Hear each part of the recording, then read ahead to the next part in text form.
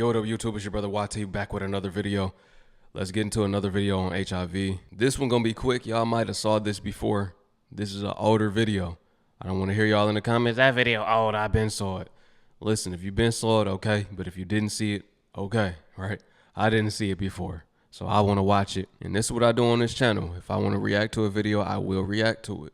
Thank you for understanding. This is also for entertainment purposes and to bring awareness. Family, you already know what to do. And if you're brand new too, thumbs up this video so YouTube can push this content out. Smash subscribe to join the tribe and ring the post notification bell as well. All right, let's get right into it. Basically, my mom was gonna get married to this man. Well, they did get married. But before they got married, they decided to do everything that they were supposed to do. They didn't sleep with each other. They had a big church wedding. They even went and got tested for STDs. At the STD clinic, they stood in front of each other in front of the doctor. She said to him, "Oh, I'm clean, I'm good, I'm tested, I don't have anything." She said the same thing for him. She didn't look at the papers, thought nothing about it. They get married. They even moved to South Carolina. Mind you, we're originally from Florida. They get married. I don't go with them. I'm like 5 years old at this time. My mother gets pregnant, and so then she goes into the doctor. And they call her back afterwards. She's used to this because she has diabetes, and normally they call you back and say, "Hey, you have diabetes, you need to be more careful." No, they said to her, "Hey, you have HIV." She was like, "What do you mean I have HIV? I've been with the same man. What do you mean?" Mind you, this is 2005. They don't know as much about HIV as they do now. And so primarily that happened with gay couples. But gay people aren't the only people who can get HIV, of course. So she finds this out and she's like, "Oh my God, what?" They also tell her, "You're pregnant with twins." But she doesn't tell anybody for about a month just because she's so stressed and like. So the man lied basically and said that his test results came back as negative to HIV. Whole time he was lying. That boy wasn't even telling the truth. She didn't ask to look at the paperwork. She just believed him. Now, my question is, from my understanding, if you got HIV, you can pass it on to the kids and the kids can be born with that. So would there be a chance or likelihood that the twins get it, both of them? I never heard of a story like this one before. Man, that's interesting though. So maybe both of them might be at risk now. Both kids. That's wild.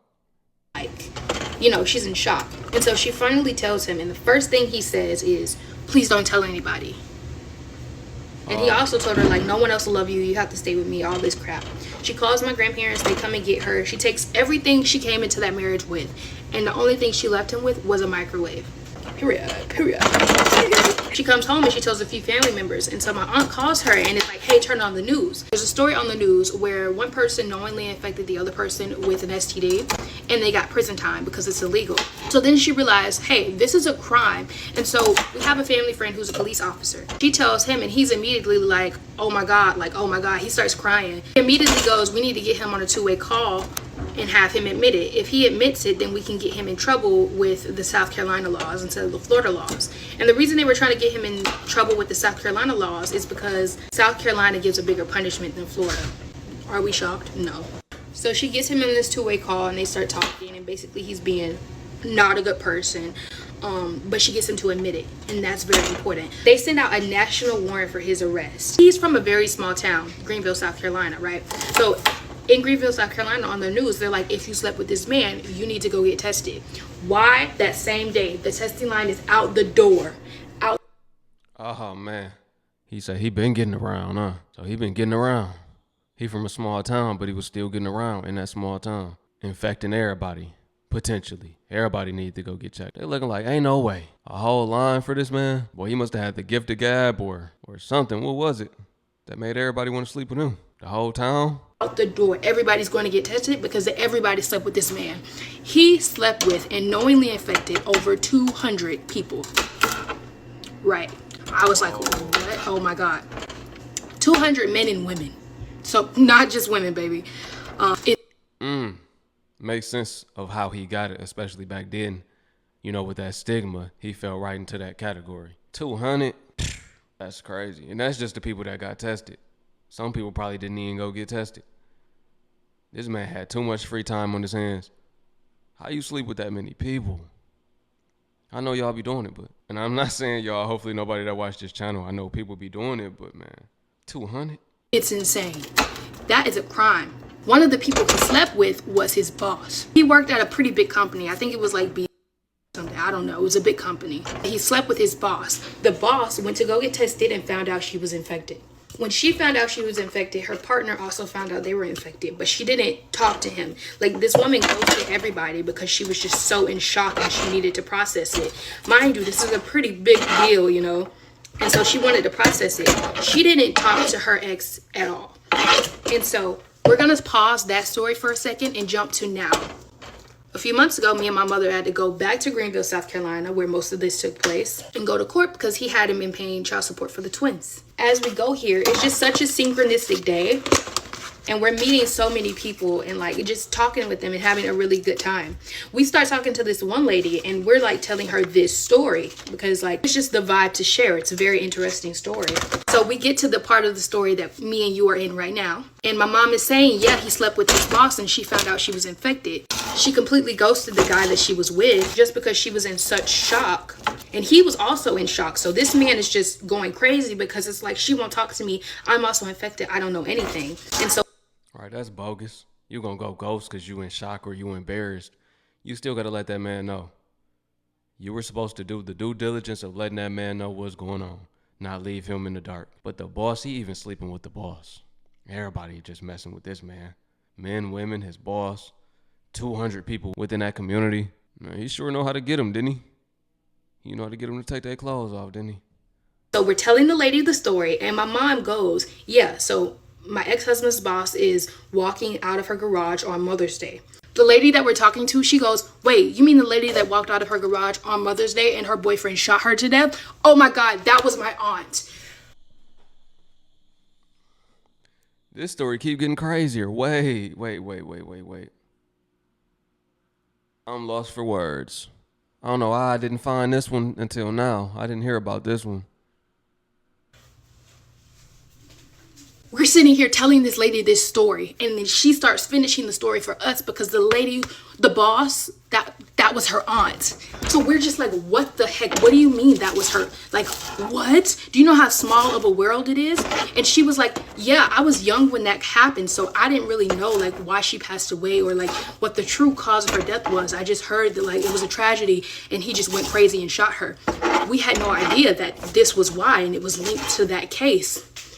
So we're just like, oh my God, I cannot believe this is happening. And the way everything just connected was literally insane, guys. Like, but basically the twins' dad, the one who infected my mother, he went to prison for about 5 years. He's out now and not paying child support. He out. They only give him 5. How you only get 5?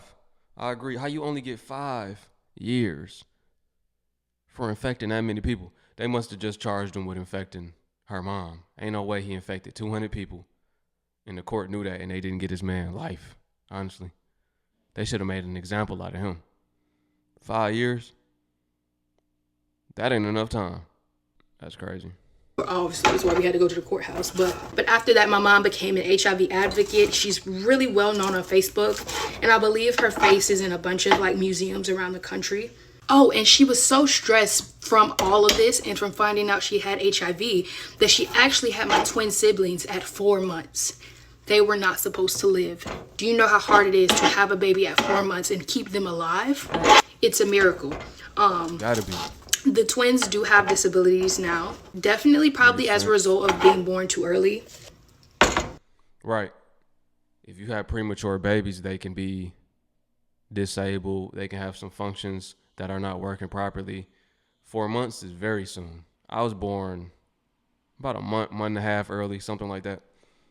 And my lungs weren't all the way developed at first when I was born. So I could imagine. And I had to stay in the hospital for like an extra week, be on a little machine or whatever. So I can imagine how these kids are, you know. My brother has cerebral palsy and my sister has autism. Ooh, yeah, that's pretty much what happened. We're all living now. Everybody's pretty fine. My mom, when she was an HIV advocate, which she technically still is, she'd go around speaking this story to schools, churches, anybody who like wanted her to come and, you know, speak about it, telling people to practice safe, you know, intercourse. Right, and of course, always see the papers if you're going to get tested with somebody. Do not take their word for it. Oh, the biggest part is the doctor knew that he was lying, but couldn't say anything because of the HIPAA Law Privacy Act, which is so crazy to me. But yeah, we gotta finish up this green juice. I hope you guys enjoyed the story. I'm gonna go make this and drink it. If you'd like to follow her Facebook is Renee Burgess Ladybird Live. Just look up the Renee Burgess story on YouTube or Facebook or honestly Instagram. Okay. So this man said this in front of the doctor. I thought maybe I heard it wrong. Maybe he, maybe it went another way. But he actually said in front of the doctor, yeah, I'm negative too. And due to the HIPAA laws, it was nothing they could do. They cannot be like, you lying. No, you're not. So he sat there and told a bold-faced lie straight to her mom's face. And the doctors had to just hold their tongue like, due to the HIPAA laws, I don't want to violate them. It's nothing I could do, knowing that man was lying.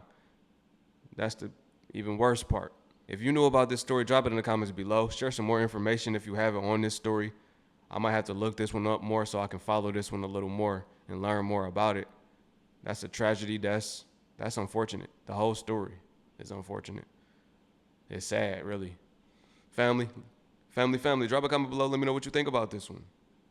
Peace. And to my Hebrew fam, shalom. I will catch y'all on the next one.